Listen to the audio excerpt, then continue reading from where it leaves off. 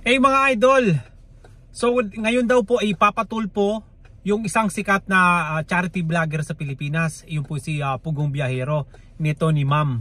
So panoorin po natin mga idol yung kanyang mga pahayag. Tingnan nyo. May telephone number ni ni Tulfo. Ipatulpo natin tapos patanggal natin sila ng lisensya. Hey mga idol, kumusta po kayo? Magandang araw po sa inyo. Ito nga po mga idol, gawa lang tayo ng comment dito po sa isang sikat na charity vlogger diyan po sa Pilipinas mga idol. So itong charity vlogger na ito mga idol, lagi ko itong napapanood o lagi namin pinapanood dito ng pamilya ko dito sa Canada mga idol. So nandito po kami sa Toronto, Ontario mga idol. Nakakawalang gana lang po kasi ito si diretso na natin mga idol. Ito si ate na nandito sa US, katabi lang namin to dito sa US mga idol. Kung ano-ano ang kanyang mga pahayag tungkol po dito kay Pugong Biyahero. Grabe si ate, grabe ka ate. Unang-una sa lahat ate, ito si Pugong Biyahero ate, para sa akin isa po siyang instrumento. Malaking tulong po ito sa atin. Sa mga mahihirap diyan sa atin, sa mga lalo na diyan sa mga katutubo nandiyan sa Pilipinas mga idol. Kung makapag-comment ka, grabe. Ayaw mo pa rin ayaw niya umayaw kahit saan sa Facebook, sa YouTube.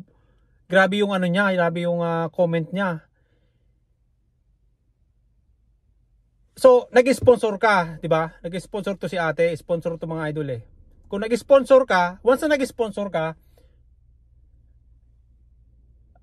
hindi mo pwedeng ito para kay ito para kay ganito. Bahala na dun si Pugong. Bahala na siya magbigay kung kanino yung package na binigay mo. Sinasabi mo namimili lang si Pugong ng binibigyan. Tapos nakimarites ka pa yata, siguro mali naman yung narinig mo. Pasensya na ako mga idol kasi nakakawalang gana to si ate. Kasi lahat ng halos lahat ng video ni Paul, ni Pugong, lahat naka-play yan mga idol dito sa sa TV namin kasi si Papa, yung biyanan ko mga idol, nandito sa amin sa Canada. So pag galing namin ng trabaho, pinapanood namin yan mga idol. Pinapanood namin. So nakakawalang gana kasi umiiyak si mga idol, umiiyak si Paul. Grabe iyak ni Paul. Hindi kami makapaniwala na to si ate gagawin niya yung paninira. So paninira yan yung ating ginagawa mo eh, kasi parang sinasabi mo sa mga tao na wag nang tumulong. Wag nang idaan kay Paul yung kung ano mga tulong. Wag kang ganyan ate. Grabe ka. Para ka namang walang pinag-aralan yan.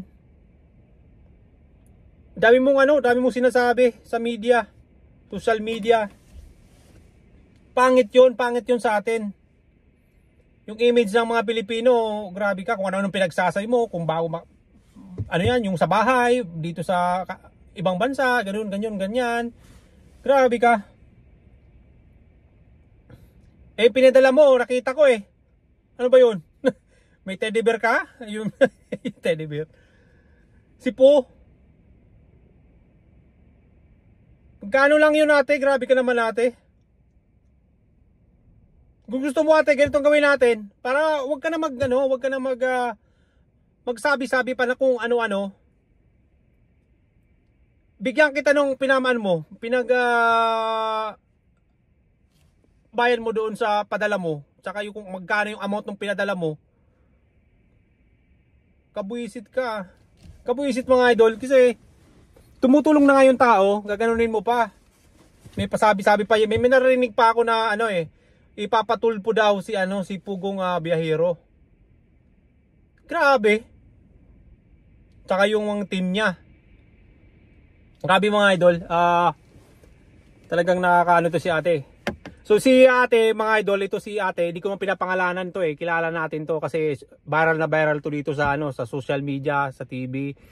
Na nandito to sa US mga idol. Di ko na sasabihin yung lugar diyan sa US kasi mamaya may nakakilala din.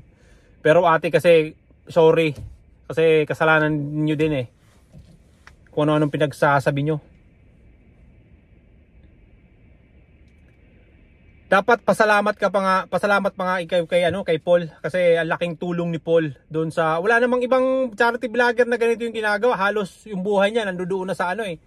Nandoon na sa mga katutubo. 'Di ba? 'Di ba guys? Grabe ka. Ako mga idol dito ako sa sasakyan ko kasi ito nga nasa trabaho, kakalabas lang natin mga idol. Napanood ko to kahapon. Napanood ko kahapon mga idol. Usapan nga namin ng misis ko. Sabi ko grabe naman to si ate. Kung makapagsalita. Ang daming galit sa'yo ate. Hindi lang ako. Ang daming galit sa'yo. Yung taga UK. Si ate nagpahayag din ng napanood ko rin yun. Sa ginawa mo. Galit na galit sa'yo ate. Pasensya na. Talagang galit kami sa'yo. Kasi si Pugong guys, ang dami niya natulungan. Talagang saludo ko kay Pugong Biyahero mga idol, tsaka sa team niya. Ang dami niya nang natulungan. Isa siyang model ba? Isang model, isa siyang tulay. Ito, yung iba kasi may magagandang puso na nandito sa ibang bansa na gusto tumulong, hindi makatulong kasi wala ngang paano yung pagtulong. Paano makapunta yung tulong, paano makarating yung tulong dun sa gusto nilang tulungan. Andito si Paul, yan si Pugong Biyahero at saka yung team niya mga idol. Ay mga idol, suportahan natin mga idol si Pugong Biyahero. Kaya mo yan Paul. Isa lang yan na challenge sa'yo. Andito kami sa sa Canada. Marami kami dito. Iba pa yung mga nandiyan sa Toronto na tumutulong sa iyo, Paul. God bless you, Paul, at saka sa team mo, ipagpatuloy mo 'yan. At saka si ate, tumigil ka na ate kasi wala kang naitutulong na maganda pag ganyan ang ginagawa mo. Tumigil ka na po, pakiusap lang. Tumigil na po kayo. Kasi pangit po 'yan sa image natin, mga Pilipino. Tanggalin natin yung ugaling ganyan kasi napakapangit. Napakapangit ate ng ugali mo. Yun ang masabi ko sa'yo. Nakakainis ka. Ayun guys. So hanggang dito na lang aking video. Ito lang aking comment doon kay kasi kawawa naman to guys si Paul at saka yung team niya. Ay nako, viral na viral. Ganito daw yung ginawa ni Paul. Sorry ate. Tumigil ka na. Ilang nga masabi ko sa'yo. Tumigil ka na ate. Ayun guys. Don't forget guys to subscribe to my YouTube channel at saka kay Pugong Biyahero, suportahan natin mga idol. Galing po yan dito mga idol sa Ontario, Canada mga idol, Toronto. Ingat po kayo guys at magandang umaga sa inyo. God bless you all.